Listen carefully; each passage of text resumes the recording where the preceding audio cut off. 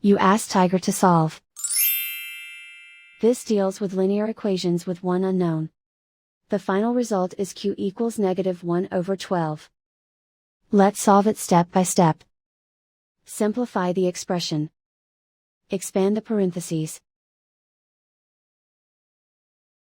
Simplify the arithmetic.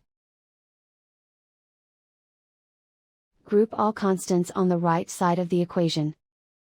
Subtract 9/4 from both sides. Combine the fractions. Combine the numerators. Reduce the zero numerator. Simplify the arithmetic.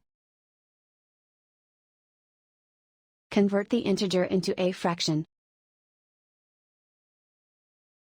Combine the fractions.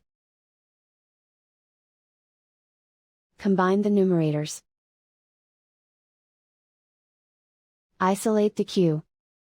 Divide both sides by 3. Simplify the fraction. Simplify the arithmetic.